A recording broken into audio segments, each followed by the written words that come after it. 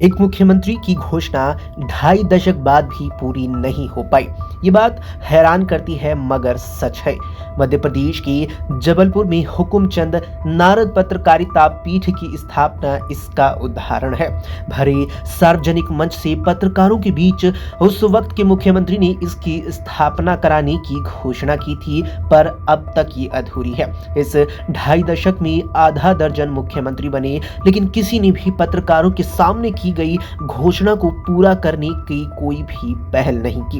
हुकुमचंद नारद के पोते विकास निर्मल नारद का कहना रहा कि मेरे दादा हिंदुस्तान के पहले श्रमजीवी पत्रकार रहे, जिन्होंने श्रमजीवी पत्रकारिता को जन्म दिया। उनकी यादों को चिरस्थायी बनाने के लिए मध्य प्रदेश सरकार ने 29 मई 1999 को जबलपुर के सिविक सेंटर में उनकी आदमकद प्रतिमा का अनावरण किया था। जगत गुरु शंकराचार्य भी उस वक्त वहां मौजूद थे।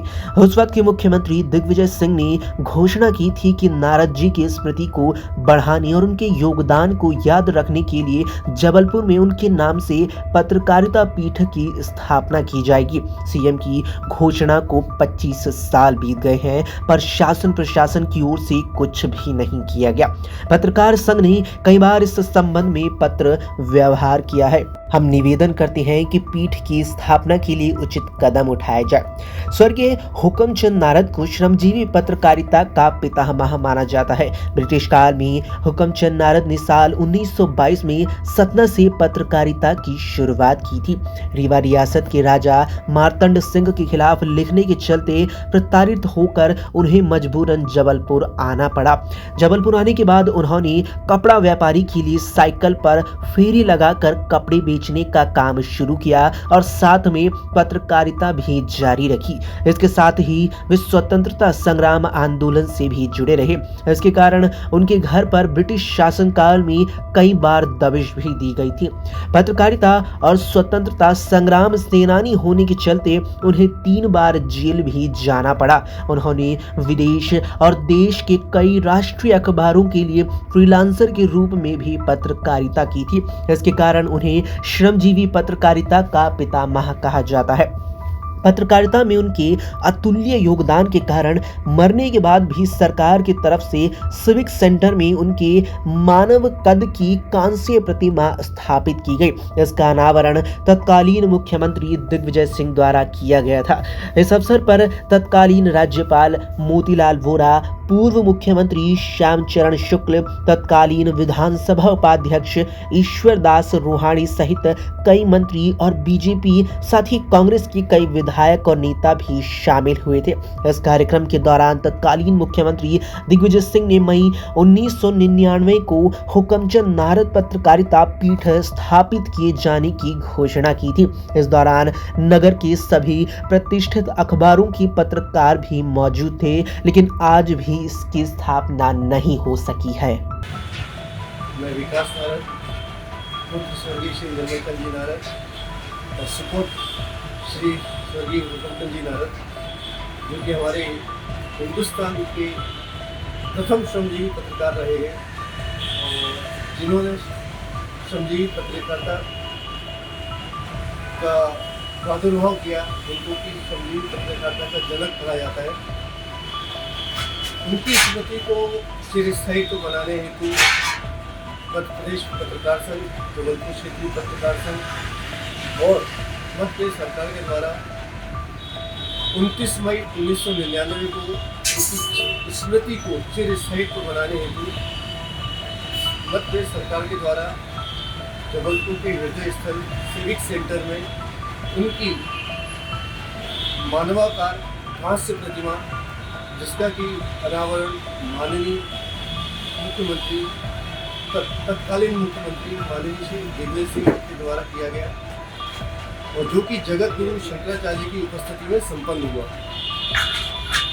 इस अवसर पर माननीय मुख्यमंत्री श्री दिग्विजय सिंह द्वारा यह घोषणा की गई कि श्री नारद जी की स्मृति को और भी आगे बढ़ाने हेतु मध्य प्रदेश शासन जबलपुर में हुकुमचंद नारद पत्रकारिता पीठ की स्थापना करेंगे। किंतु आज इस बात को लगभग 25 वर्ष पूर्ण हो चुके हैं।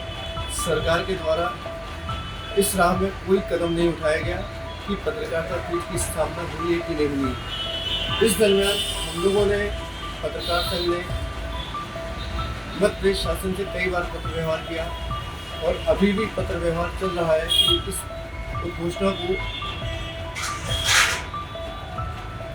इस उद्घोषणा को मूर्त रूप में प्रदान करने हेतु सरकार अपनी तरफ से हामी भरे और इसकी स्थापना जबलपुर शहर में की जाए। हम लोग भी इस क्षेत्र में लगातार प्रयासरत हैं। इस घोषणा को किए हुए लगभग 25 वर्ष पूर्ण हो चुके हैं, किंतु शासन और प्रशासन के द्वारा इस संबंध में अभी तक कोई भी उचित कार्रवाई नहीं की गई। लिहाजा मैं पुनः सरकार से निवेदन करते हुए दरख्वास्त करता हूँ कि इस हुकुमचंद नारद स्मृति पत्रकारिता पीठ की स्थापना हेतु एक उचित कदम उठाया है, जो कि सरकार के द्वारा या पत्रकार संघ के द्वारा या आगामी पत्रकारों के लिए जो नवागंतुक पत्रकारिता में प्रवेश कर रहे हैं, उनको एक माइलस्टोन की तरह काम में आवे। परम श्रद्धेय दादा श्री हुकुमचंद जी का जन्म 14 जनवरी 1902 को सतना शहर में हुआ। प्रारंभिक शिक्षा दीक्षा दादा की सतना में हुई, किंतु उनका रुझान शुरू से कुछ अप्रत्याशित तौर पे करने का हुआ करता था, तो उन्होंने अपनी कलम को अपनी जीवनी बनाया और सन 1922 के लगभग सतना शहर के और रीवा शहर में जब रीवा और सतना रियासत हुआ करती थी, तब राजा मार्तन सिंह के वहाँ के राजा, उनके विरुद्ध उन्होंने कुछ पेपर में छापा था।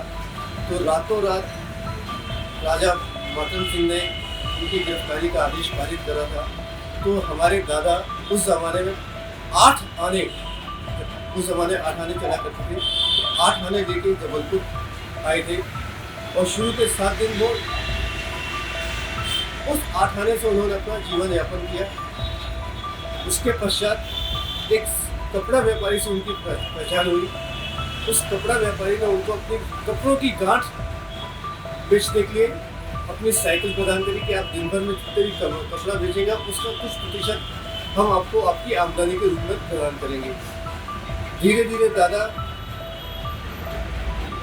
व्यापार करने के साथ साथ पत्रकारिता भी करते रहे। इस क्षेत्र में काफ़ी स्थापित हुए the Leader, the Hindu, National Herald, Indian Express, Navbharat Times, Karmaveer, Bharat, इन सब में उन्होंने अपनी पत्रकारिता करी। जबलपुर ऑफिस को रिप्रेजेंट किया फ्रीलांस जर्नलिस्ट के रूप में, काफ़ी ख्याति प्राप्त करी उन्होंने।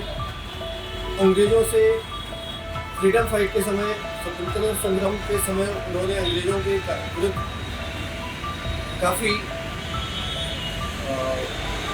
न्यूज़ पब्लिश किए, जो पूरे सरकार के विरुद्ध हुआ करते थे। और इस संबंध में हमारे दादा के घर में उस जमाने में अंग्रेज़ों द्वारा कई बार छापामारी कार्रवाई की गई।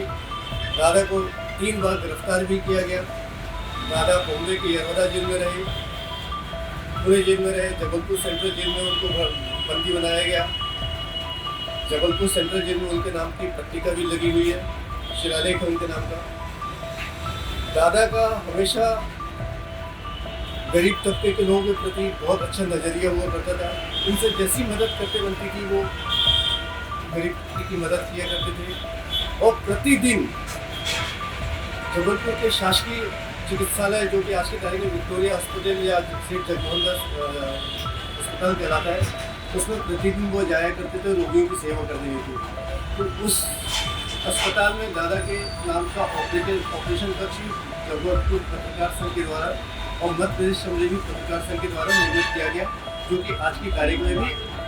अगर आप ये वीडियो YouTube पर देख रहे हैं तो हमारे चैनल को सब्सक्राइब करें और बेल आइकन को दबाना ना भूलें। अगर आप Facebook पर ये वीडियो देख रहे हैं तो